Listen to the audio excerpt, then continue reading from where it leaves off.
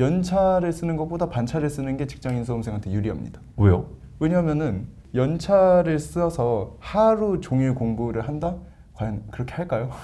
오늘 출근 안 해도 돼요? 네. 그럼 제가 과연 내일 3시간 자고 막 그렇게 이러니까 할까요? 오 되게 저는 민법, 노동법, 사법법, 경영학 순서대로 공부를 했는데 경영학을 못 보겠는 거예요. 네. 또 봤는데 좀 어렵기도 어렵기도 하고. 하고. 그래서 저희 아내분께서 경영은 이것만 봐라 라고 해가지고 찍어줬어요? A4를 앞뒤로 이렇게 해가지고 네, 네. 하나 만들어줬어요. 그것만 봐라. 근데 됐어요? 그러니까 이제 그게 왜 됐냐면은 네.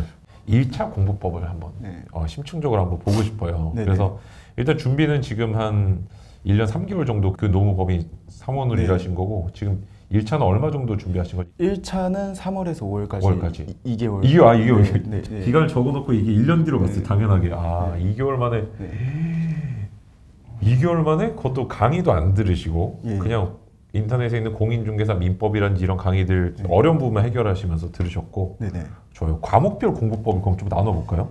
일단은 민법 같은 경우에는 네. 아까도 말씀드린 것처럼 그 이해가 되지 않는 부분들에 대해서 그 해석을 해주는 그러한 영상을 좀 보는 거 외에는 기출을 높이는 겁니다. 그럼 잠시만요.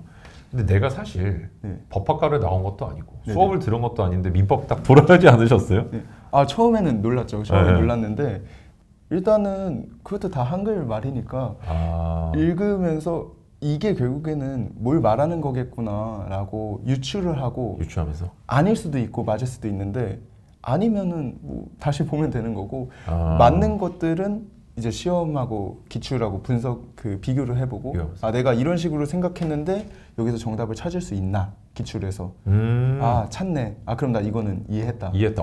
이게 다른 분들하고 접근법이 되는 다른 게 다른 분들 이해해야 문제가 풀린다고 생각하는데 그게 아니라 내가 문제가 풀렸다면 이거는 이해된 거다. 네. 이렇게 근데 이제 거기에서 뭐 예를 들어서 2번이 정답인데 2번 어떻게 아리까리한데 찍어서 맞춰서 그거 정도까지는 아니고 항상 모든 거에 대해 이거는 왜 아니고 이건 왜 맞고 이거는 뭐고 이거는 이렇게 적혀 있어야 되는데 이런 거겠다.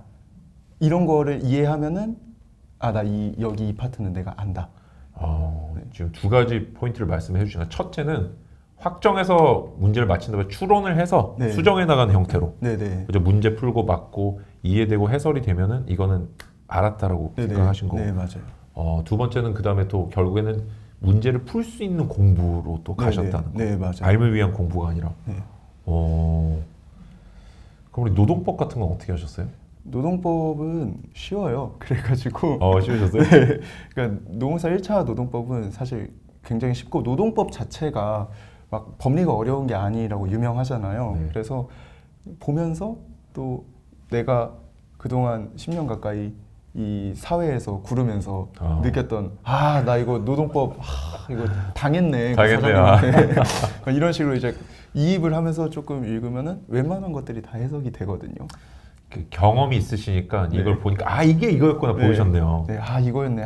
내가 이걸 몰라가지고 내가 이거 주장도 못하고. 네. 노동법은 그냥 보면 돼요, 사실. 그냥 보면 된다. 네, 왜냐하면은 일단 노무사 1차 보통 전략이 노동법에서 높은 점수 맞고 나머지 것들을 조금 끌어준다 이런 거거든요. 그러면 이제 노동법을 공부하셨을 때도 그냥 기출 위주로 이렇게 준비를 하신 거네요. 무조건 기출 위주. 무조건 기출이요. 문제가 풀리는지 안 풀리는지. 네네. 문제 은행은 진짜 기출 보는 게 답인 것 같습니다. 그렇죠. 사실 또 많이 모르시는 분들이 계시지만 문제은행 출제 방식이 원칙이에요, 국가 시험은. 다른 분들 제가 출제위원들 모셔놓고 여쭤보면은 어떤 분은 그러셨어요. 문제를 바꿔서 출제할 때 사유서를 써야 된대요. 왜 문제 바꿔야 되는지요? 왜 바꿔야 되는지. 왜냐면 그게 그렇게 하다 행정심판 걸리고 이렇게 할 수 있으니까. 그렇잖아요. 그러니까 노동법은 그리고 방금 노무사님 말씀하신 포인트는 실제 사례라든지 일상생활을 생각하면서 공부하는 게 되게 중요한 포인트네요. 네네 맞아요. 그래야 좀 달라붙는 느낌이 들고. 좋아요. 그럼 사회보험법은 좀 어떻게 공부하셨어요? 일단 사회보험법 같은 경우에는 날짜나 어쨌든 숫자로 장난을 치는 경우가 굉장히 많습니다. 네. 그 기출을 보면은 어떤 개념적인 부분도 당연히 물어보는데 뭐 이거는 며칠 이내에 신청이냐, 뭐 이거는 며칠 동안 얼마를 주냐, 언제까지 신고해야 되냐, 어디에 신고해야 되냐, 뭐 이런 것들로 맞아요. 그 장난질을 하거든요. 자잘한 것들. 네, 짜잘한 거를 봅니다. 근데 그 짜잘한 게 뭐가 나올 건지가 사실 그거는 개념서만 봐도 아 이걸로 장난질 치겠구나 이게 느낌이 오고 기출 보면 역시 나예요. 네. 그래서 저 같은 경우에는 그런 기출들을 많이 풀고 그 다음에 이거는 노무사 1차 시험장에 가서 마지막에는 저는 사회보험을 봅니다. 사회보험을 본 다음에 이제 숫자 장난이 나오는 것들을 최대한 눈에 담아놔요. 단기 기억을 만드는 네, 거죠. 단기 기억을 한 다음에 시험지 받고 문제 푸세요 하는 순간 거기다가 대략적인 표를 다 그려놓는 다 거예요. 그려놓고. 뭐 실업급여는 뭐 며칠, 몇 살은 뭐 며칠 그거를 기억에서 날아가기 전에 다 써놓는 거예요. 그때도 그렇게 써놓은 것 중에서 한 3-4문제가 나왔었거든요. 퍼닝페이퍼 빨리 만들고 그렇게 문제 풀고. 네네. 대박이다. 그렇게 나올 거라고 당연히 생각을 했고 역시나 그렇게 나왔고 그래서 사회보험 같은 경우에는 더 이번에 1차가 어려워지면서 더 장난이 조금 심해졌다고 하더라고요. 네. 이런 전략이 좀 좋을 것 같습니다. 좋을 것 같다. 단기 기억 만들어서 문제지에다가 다 써놓고 거기서 걸리면 아, 하늘이 나에게 허락했다. 맞아요. 네. 우리가 사실 숫자 같은 거는 이렇게 해볼 필요도 있는 게 그런 것들이 잘 외워지지 않는 이유는 논리가 없게 보여서 그렇거든요. 그래서 네. 숫자를 재정렬해가지고 작은부터 큰 거를 재정렬을 한다든지 네. 이렇게 자기만의 방식으로 조직화라 그래요. 이 조직화를 해보면 그때부터 조금 더 잘 외워지고 그다음 반복이 답이죠. 그러니까 어떻게 보면 시험 끝나고 잊어버리면 되는 것들은 그냥 시험 직전 네, 미친 듯이 그쵸. 반복하고 빨리 네. 쏟아내고 아니면 또는 그 문제만 빨리 찾아서 넘기면서 푸는 것도 답이에요. 그 기억이 날아가기 전에 쓰는 시간보다 푸는 시간이 빠를 수도 있기 때문에 저는 이제 그런 식으로 좀 접근했었는데 교재는 좀 어떻게 보셨어요? 교재는 그 EBS EBS. 공인노무사 1차 한 권으로 끝내기. 아까 말씀하신 아니 잠시만 서점 가서 보신 그 책으로 합격을 해버리신 거예요? 네네. 대박이다. 네, 그 책이 매우 좋아요. 그래서 일단 기출 분석 잘 되어 있고 기출 잘 달려 있고 개념도 너무 과하지 않게 다 적혀져 있기 때문에 그거를 한 3회독 정도 했습니다. 3회독 정도. 네네.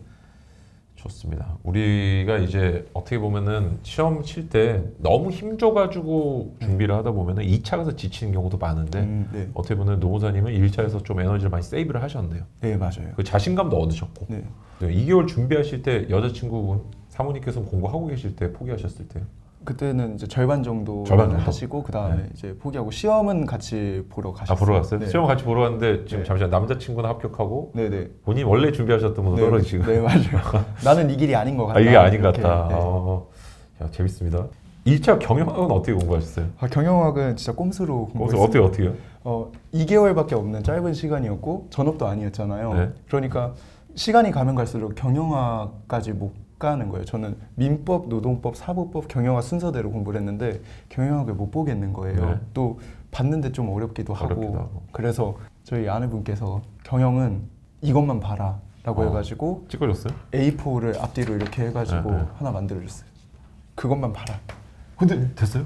그러니까 이제 그게 왜 됐냐면은 계속 그 모의고사 같은 걸 풀어봤을 때 60점을 넘어야 되고 그리고 꽈락이 나오면 안 되잖아요. 안 되죠. 절대 평가니. 다른 과목에서 점수가 뭐 몇 점 나오고 하면은 경영학을 40 몇 점만 맞아도 합격을 할 수 있겠구나.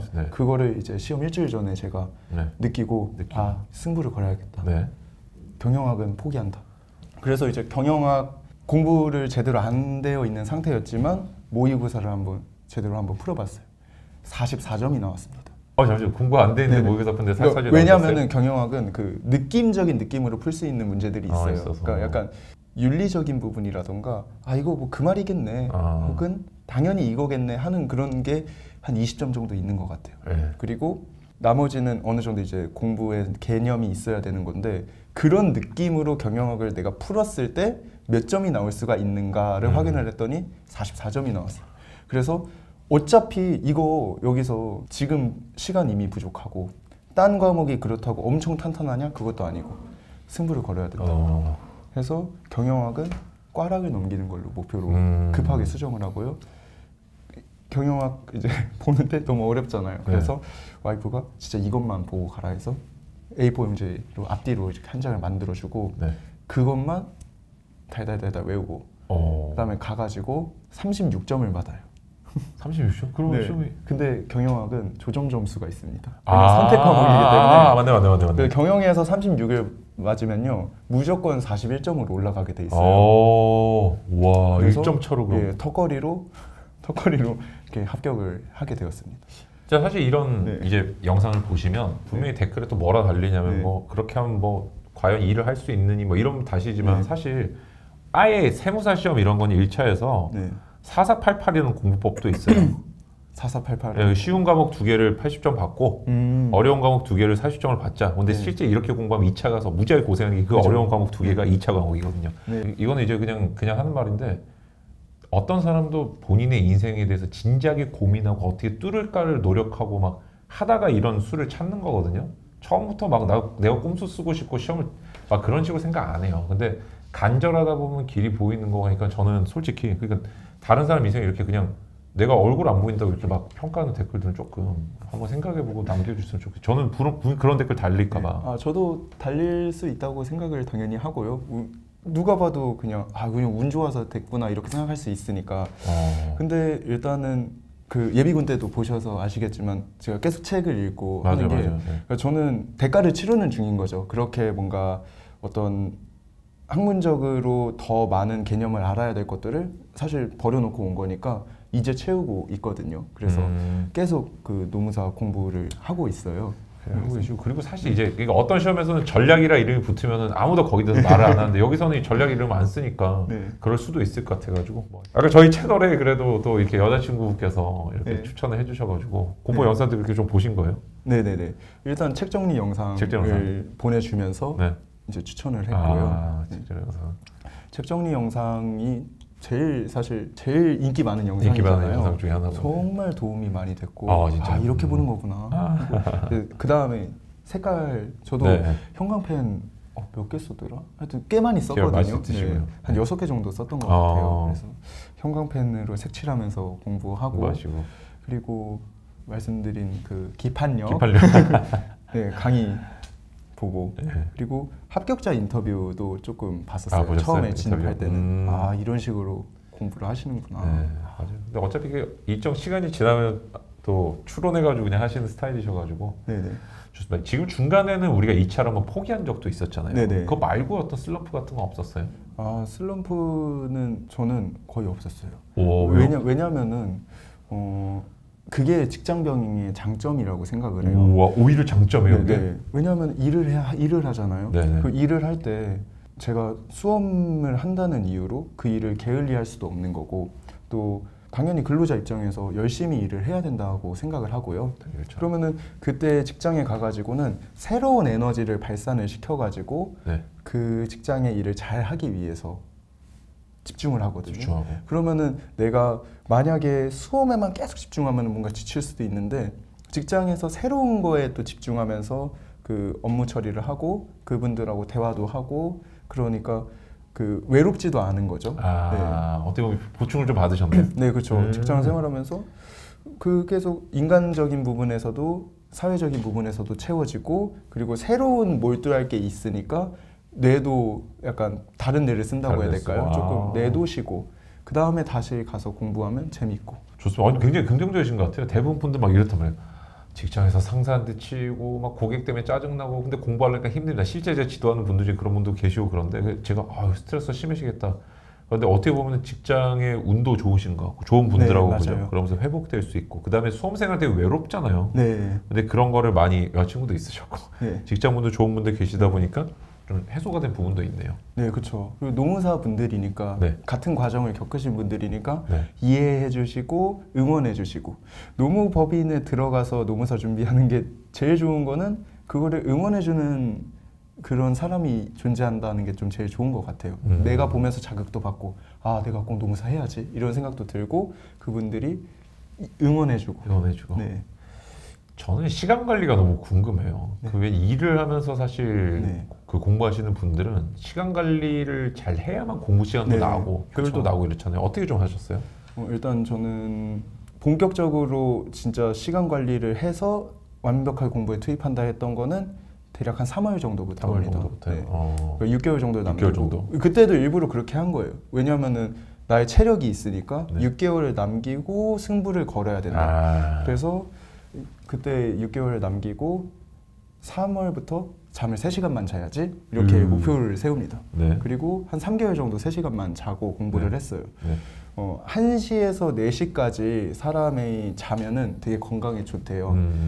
그러니까 그 4시까지 그 3시간을 자라는 게 아니라 악플이 예상됩니다. 네네. 그러니까 그게 아니라 사람이 자고 있는 시간에 1시에서 4시가 포함이 되어 있어야 된다고 하더라고요. 네. 그래서 저는 1시에서 4시를 잤죠. 어. 네. 그리고 나머지는 일어나서 바로 공부를 시작을 합니다. 공부를 시작을 할 때 그 적게 자고 일어나는 방법은 일단 핸드폰이 침대에 있으면 안 되고요. 중요하죠. 네. 내가 알람을 누워서 끌 수 있으면 일어날 수가 없어요. 누워서 끌 수 없는 곳. 일어나서 꺼야 네. 되는. 그리고 저는 그때 알람 어플이 바코드를 찍어야 되는데 그 바코드를 화장실에 갖다 놨습니다. 그래서 저기 책상에 있으니까 일단 일어나서 가야 되고 그걸 끌려면 그걸 가지고 화장실에 가야 돼요. 찍고 그 다음에 바로 세수한 다음에 앉아서 출근하기까지 공부를 하는 거죠. 멍하진 않으셨어요? 출근해서? 출근해서요? 네. 출근해서 이제 조금 멍하다가 업무가 또 오잖아요. 업무가 또 오니까. 그러니까 그것도 쳐내면은 각성이 좀 되고. 또 각성이 되고. 그때 나이가 어떻게 되셨어요? 그렇게 3시간 자고 하실 때? 저 29이었어요. 이런 게 되게 중요해요. 이게 지금 영상 20대, 보시고 20대. 40대가 이렇게 하시고 그러다 갑자기 막 이렇게 안 돼요. 자기 상황에 맞게. 그러니까 제가 보니까 노무사님은 그게 최소 수면 시간으로 버틸 수 있는 시간이었고 네, 맞아요. 영상 보시고 야 이슈는 노무사가 3시간 잤어. 그거 아니에요. 여러분이 버틸 수 있는 최소 시간 사람마다 다를 거 5시간에 6시간 이러시는 나머지 시간을 더 많이 자고 이르지 말고 시간 활용 잘하시는 듯이 3시간 자는 영상이 아닙니다. 다시 한번 말씀드립니다. 너무 중요한 거 이거 진짜. 좋아요. 그렇게 해서 이제 각성되면서 일을 하시고 일하는 중에는 좀 이렇게 그래도 계속 일하는 게 아니라 어떻게 보면 약간 비는 시간도 있고 이렇잖아요. 커피 마실 때도 이럴 때 어떻게 활용하셨어요?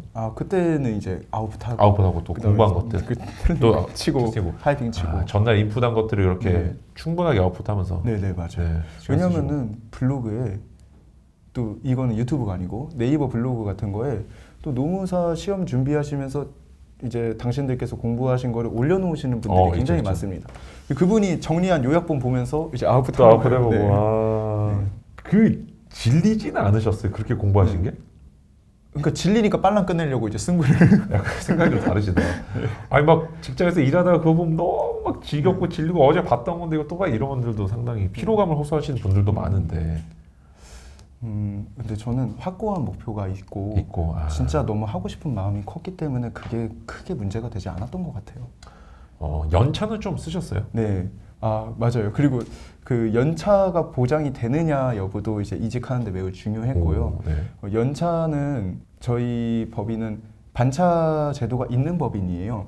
반차를 썼습니다. 반차를. 연차를 쓰는 것보다 반차를 쓰는 게 직장인 수험생한테 유리합니다. 왜요? 왜냐하면은 그 연차를 써서 하루 종일 공부를 한다? 과연 그렇게 할까요? 이게 현실적이다. 네. 오늘 출근 안 해도 돼요. 네. 그리고 내가 이제 저로 따지면 나 맨날 3시간 자왔어. 근데 오늘 이제 내일은 출근 안 해도 돼. 그럼 제가 과연 내일 3시간 자고 막 그렇게 일어나니까 할까요? 되게 현실적이시죠. 네, 절대 그렇게 안 하고 저에게 약간의 보상을 주려고 하겠죠. 근데 반차는 그런 게 다릅니다. 반차는 저는 이제 오후 반차를 썼고요. 일단 출근을 해야 되잖아요. 그러니까 그 루틴을 지키면서 공부 시간만 늘릴 수 있습니다. 이야, 루틴을 지키기 위해서 연차보다 반차를 선택했다. 네네, 그렇죠. 여기 이 꿀팁인 것 같은데. 저는 직장인 수험생은 반차 써야 된다고 생각을 해요. 그래야지 공부 시간을 실질적으로, 현실적으로 늘릴 수가 있어요. 너무 좋은 진짜 팁인 것 같아요. 왜냐면은 저도 지도하는 분들 이런 분들 있거든요. 변호사님 공부하려고 연차 썼는데 멍청 놀았습니다. 뭐 공부지 한 자도 못 봤어요. 이런 분들 많이 있거든요. 뭐 그다음에 이번 연휴 때는 공부하겠다. 안 돼요. 잘 안 되고 적절하게 또 쉬는 것도 중요하고 그죠? 좋습니다.